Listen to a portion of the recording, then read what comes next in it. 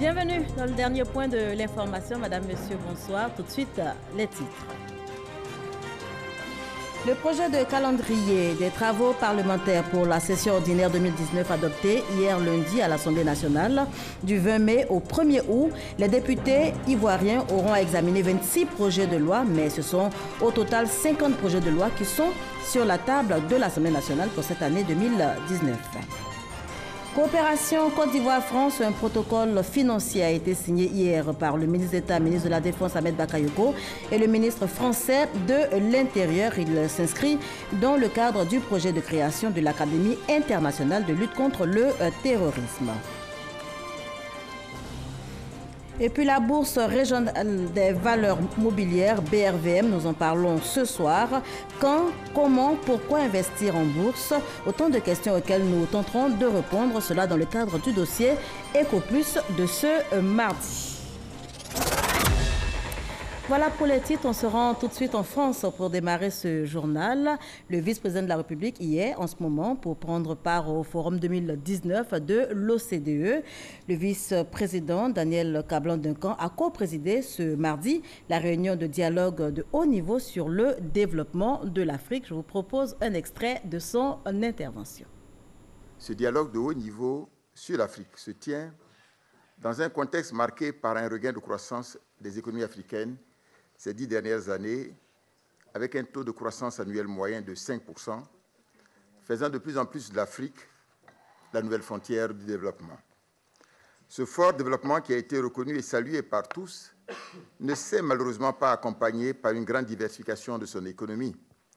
Cette transformation économique est d'autant urgente que la population africaine, actuellement de 1,2 milliard de personnes, passera le cap des 2,5 milliards de personnes d'ici 2050, soit 25% de la population mondiale, et sera constituée de 40 à 60% de jeunes, ce qui pourrait constituer un dividende démographique si, et seulement si, une attention particulière est accordée aux questions relatives au développement du capital humain.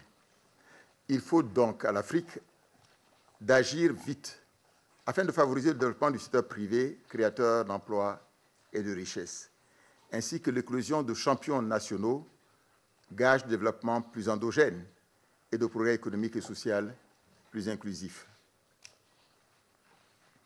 Le gouvernement ivoirien, pour sa part, a effectué depuis 2011 de profondes réformes structurelles et sectorielles sous la haute égide du président de la République, son Excellence M. Alassane Ouattara, ce qui a permis de créer un meilleur environnement pour accompagner le secteur privé et créer l'un des climats des investissements les plus attractifs en Afrique. Cela a permis une forte croissance économique avec un taux annuel moyen de 8% sur la période 2012-2018, en faisant ainsi reculer sensiblement le taux de pauvreté. Après un premier plan de développement national 2012-2015 de 22 milliards de dollars, le gouvernement a adopté un deuxième plan 2016-2020 de 100 milliards de dollars, dont 62% à financer par le secteur privé national et international. Cette orientation est axée notamment sur la transformation locale de nos matières premières, accompagnée par le développement d'infrastructures socio-économiques modernes et le renforcement du capital humain. Le projet de calendrier des travaux parlementaires pour la session ordinaire 2019 adopté hier lundi à l'Assemblée nationale. Notez que du 20 mai au 1er août, les députés ivoiriens auront à examiner 26 projets de loi, mais ce sont au total 50 projets de loi qui sont sur la table de l'Assemblée nationale pour cette année 2019. On en parle avec Konaté Moussa. Le projet d'ordre du jour des travaux parlementaires pour la période du 20 mai au 1er août 2019 est adopté. 137 députés sur les 139 présents à cette séance ont voté pour ce calendrier. Durant cette période, 26 projets de loi seront examinés à l'Assemblée nationale. Les 26 textes inscrits au projet de calendrier des travaux se répartissent comme suit. 5 projets de loi ordinaire, 10 projets de loi d'autorisation de ratification et de convention internationale et 11 projets de loi de ratification d'ordonnance. Au regard du délai imparti pour l'examen des 26 projets de loi, le président de l'Assemblée nationale, Amadou Soumaoro, souhaite une accélération dans les activités. Vu le nombre de textes que nous avons à examiner, je vous propose que nous travaillions les lundis et les vendredis. Dans cette optique, je demanderai également au gouvernement d'accepter de venir présenter les projets de loi les mardis et les mercredis. Je voudrais vous inviter à prendre toutes les dispositions pour participer effectivement aux séances qui seront programmées pour enrichir les projets de loi de vos contributions. Cette année, 50 projets de loi sont sur la table des députés. Selon Amadou Soumaoro, les projets de loi sur le code de la famille et celui de la construction et de l'urbanisme sont les plus attendus. Coopération Côte d'Ivoire-France, un protocole financier a été signé hier lundi par le ministre d'État, ministre de la Défense, Ahmed Bakayoko, et le ministre français de l'Intérieur, Christophe Castaner. Notez qu'il s'inscrit dans le cadre du projet de création de l'Académie internationale de lutte contre le terrorisme, structure qui sera construite donc à Jacquesville. Les précisions de Abou Sanogo. Christophe Castaner, ministre français de l'Intérieur reçu par le ministre d'État, ministre de la Défense Ahmed Bakayoko pour une séance de travail. Séance portant sur le renforcement de la coopération entre la France et la Côte d'Ivoire dans le domaine de la lutte contre le terrorisme, de la formation des forces ivoiriennes, de la coopération avec la gendarmerie nationale et le projet de construction de l'Académie internationale de lutte contre le terrorisme. Une rencontre matérialisée par la signature d'un protocole pour la mise en place d'un comité de pilotage de la dite Académie internationale de lutte contre le terrorisme. Nous avons échangé sur des questions qui nous intéressent particulièrement, la lutte contre le terrorisme, l'accélération de la mise en place de l'Académie de lutte contre le terrorisme, volonté de nos chefs d'État. Nous avons également parlé de la coopération qui est très dynamique entre la Côte d'Ivoire et la France dans le domaine de la sécurité avec les forces de gendarmerie.